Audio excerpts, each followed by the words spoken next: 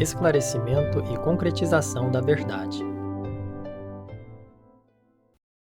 Antes de mais nada, qual é o verdadeiro objetivo da religião? Sem dúvida, é o esclarecimento e concretização da verdade. E o que é a verdade? A verdade é a natureza tal qual ela se apresenta. O sol desponta no leste e desaparece no oeste. O ser humano nasce e, inevitavelmente, caminha para a morte. O budismo se refere a isso com as expressões tudo o que nasce está sujeito a desaparecer, e todo encontro está condenado à separação. O fato de o ser humano manter-se vivo por meio da respiração e da alimentação, evidentemente, também é verdade. Preciso insistir sobre assuntos tão óbvios porque a atual situação da sociedade é absurda.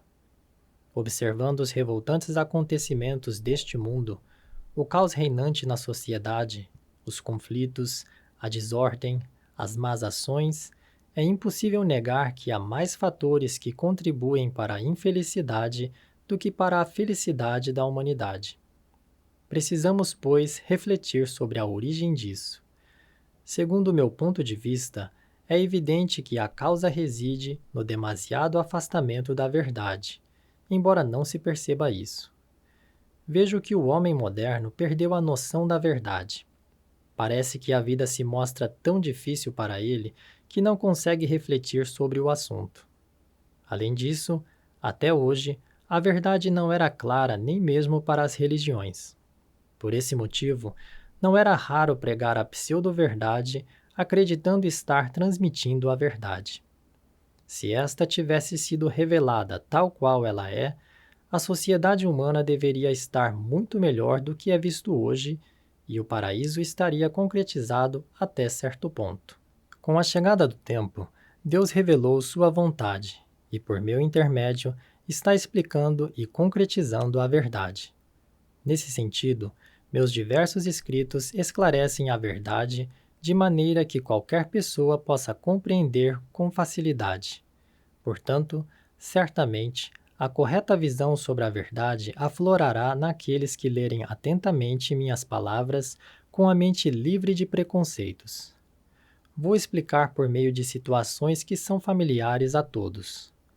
O ser humano adoece porque se distancia da verdade, e a medicina não consegue curá-lo porque também está fora da verdade.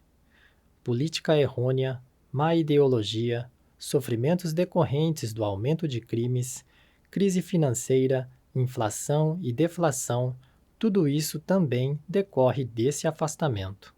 Se não houver nenhum desvio da verdade, tudo o que for correto caminhará de acordo com o desejo do ser humano, pois Deus criou a sociedade humana dessa maneira.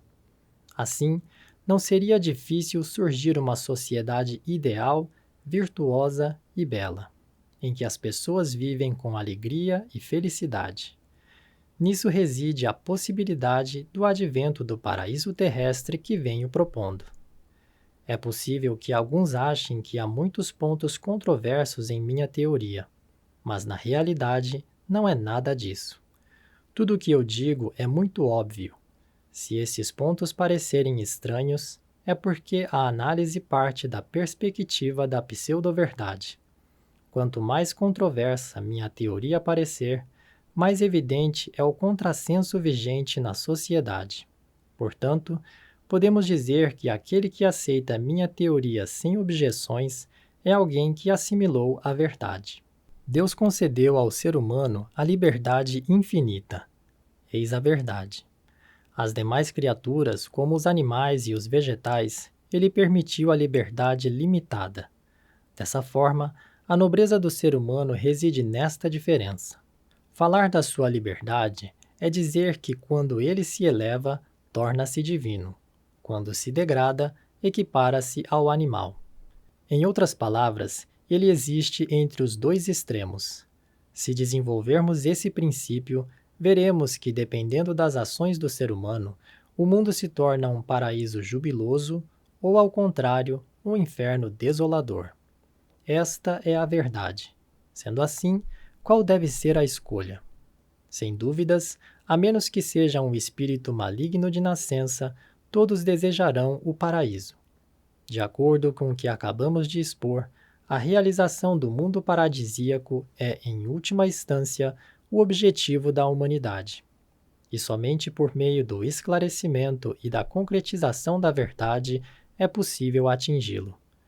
Uma vez que esta é a missão da religião, estou sempre ensinando a verdade por meio da fala e da escrita. Assim sendo, dedico-me intensamente, dia e noite, como o concretizador da verdade. Por Meishu Sama, em 30 de janeiro de 1950. Coletânea Alicerce do Paraíso, volume 1.